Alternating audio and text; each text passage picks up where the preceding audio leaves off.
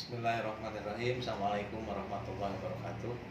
Alhamdulillahirabbil alamin wa bihi nasta'inu ala umuri dunya waddin wassalatu wassalamu ala asyrofil anbiya'i wal mursalin wa ala alihi wa sahbihi ajma'in. Amma ba'du. Rabbi anzilni munzalan mubarakan wa anta khairul munzilin.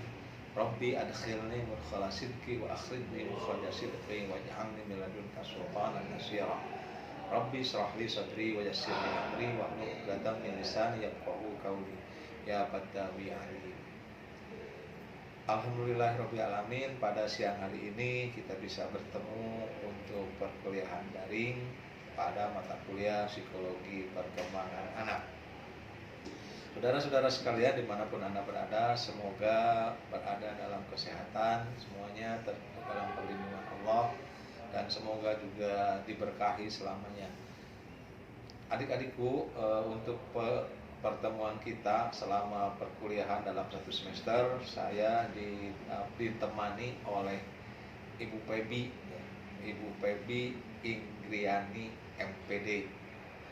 Jadi nanti selama perkuliahan mungkin saya, mungkin juga Bu Pebi, atau mungkin kita bersama-sama berdua. Nah, itu selama perkuliahan. Kemudian pertemuan kita akan terjadi atau akan dilakukan sebanyak 16 kali pertemuan, terbagi pada 4 kali kita bertemu, atau istilahnya pakai Zoom atau pakai apa nanti, apa istilahnya ya Bu Pebi ya, namanya itu pertemuan itu ya pokoknya diskusi lah apa itu. Jadi yang 4 kali kita bertemu, yang sisanya silakan Anda nanti belajar langsung dari materi yang telah disajikan. Untuk pertemuan yang 16 kali itu terbagi atas 1 kali UTS, kemudian 1 kali UAS. Nah, jadi akan terbagi 2 nanti. Kemudian apa-apa saja yang akan disampaikan selama perkuliahan.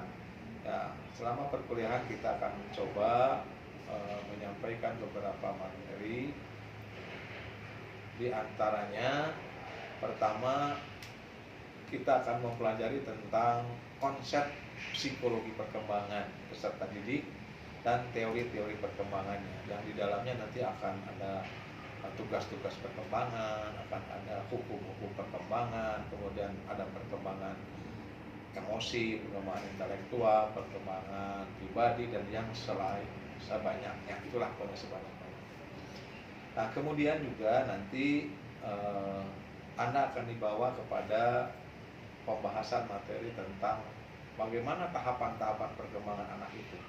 Nah, kemudian di SD ini, adik-adikku, SD ini kan beragam dari mulai kelas 1 sampai dengan kelas 6, yang tentunya berbeda. Kalau Anda menghadapi kelas 1 dengan kelas 2 saja sudah berbeda.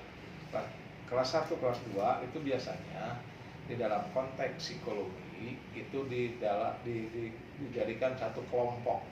Itu disebut dengan anak, atau dalam istilah per-SD-an itu disebut dengan kelas rendah 1, 2, 3. Nah, Anda nanti harus memahami bagaimana perkembangan kelas rendah dan bagaimana kelas tinggi. Nah, yang disebut dengan kelas tinggi itu adalah dari kelas 4 sampai dengan kelas 6, itu kelas tinggi. Nah, tentunya yang Anda harus pahami, di SD ini ada terjadi perubahan perkembangan yang drastis, karena perkembangan dari masa kanak-kanak ke masa anak nanti akan Anda pelajari, yaitu dari 6 tahun sampai dengan 9 tahun, kemudian nanti 10 sampai dengan 12 tahun. Yang tadi masa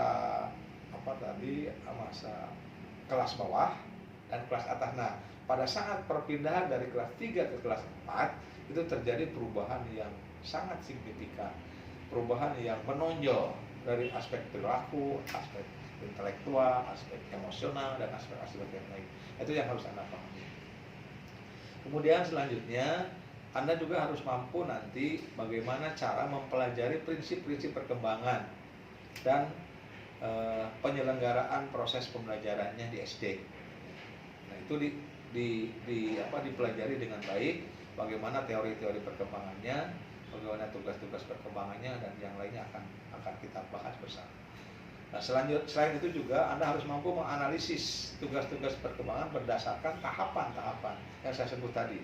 Kalau misalnya usia kelas 1 itu misalnya 6 sampai dengan 7 tahun. Nah, di dalam teori perkembangan itu bisa berbeda-beda, tidak sama antara pendapat teori X dengan teori Y misalnya, yang sama-sama umurnya 6 tahun, tapi di dalam teorinya bisa berbeda. Nah, itu kita nanti pelajari bersama. Selanjutnya, yang terakhir, Anda harus mampu juga memahami tentang aspek-aspek perkembangan serta implikasinya bagi kegiatan pembelajaran. Dan Anda harus mampu menganalisis karakteristik perkembangan peserta didik serta bagaimana membimbingnya atau bagaimana Anda memperlakukannya.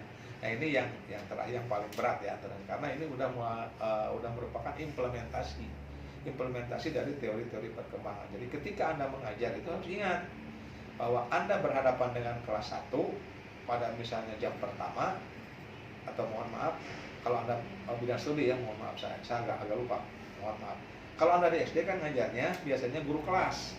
Kalau guru kelas itu tetap di situ. Tapi pada saat misalnya Anda nanti ada tugas baru, ada teman Anda yang kebetulan tidak hadir, Anda akan meng-cancel sementara pindah kelas. Anda biasa ngajar di kelas 1, udah Anda pindah ke kelas 6, Anda mengajar seperti kelas 1. Nah, itu yang celaka itu.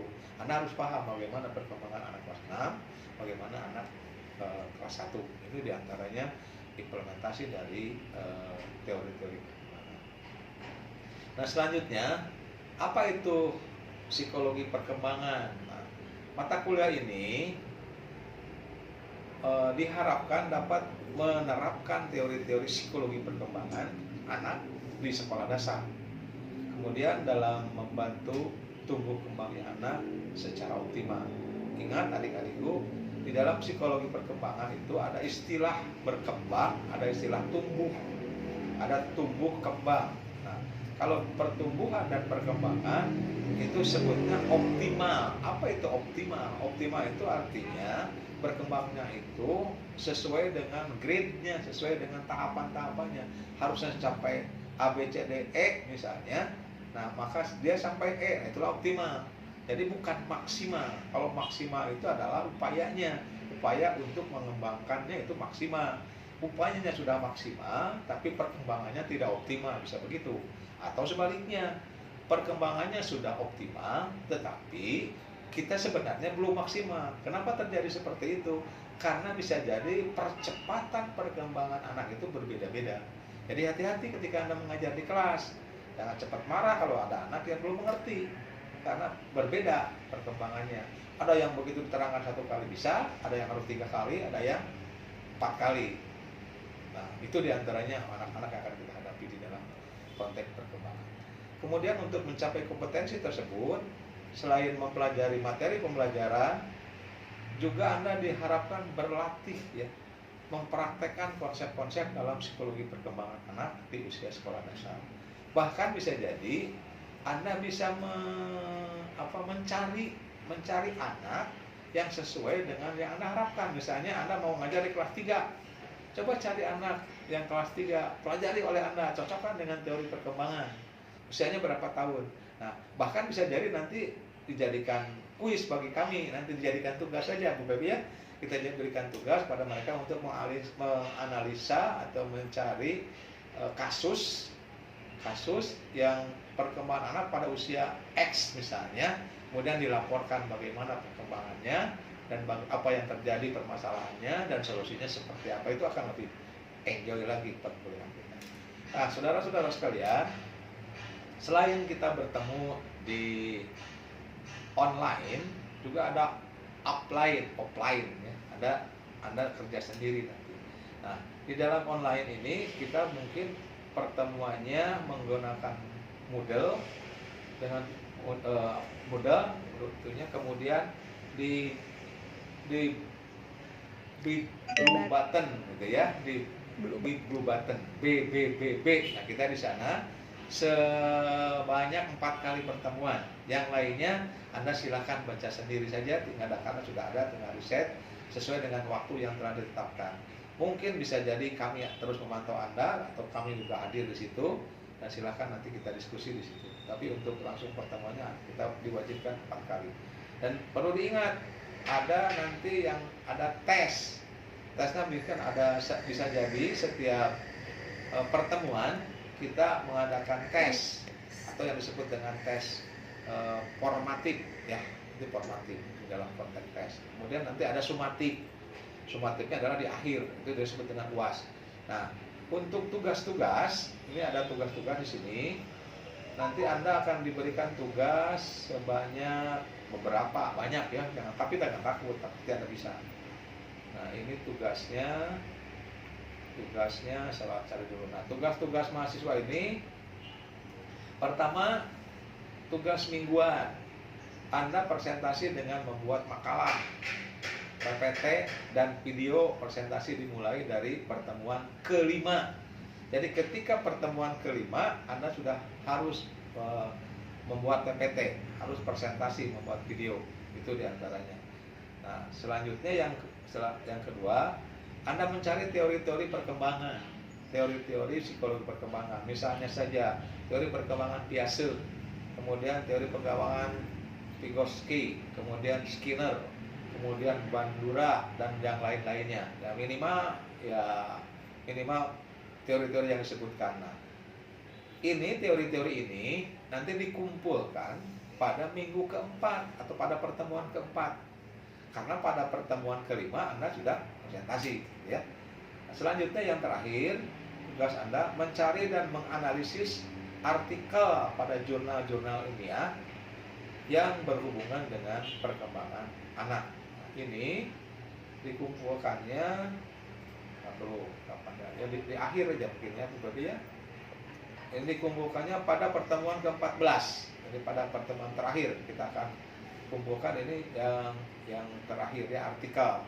Nah, itulah kira-kira bahan-bahan yang kita akan pelajari selama daring ini. Mungkin itu saja yang bisa saya sampaikan. Mohon maaf apabila ada kekurangan, nanti kita diskusikan pada saat pertemuan. Anda inventarisir saja apa-apa yang bisa Anda catat pada hari ini, nanti kita sama-sama bahas. Assalamualaikum warahmatullahi wabarakatuh.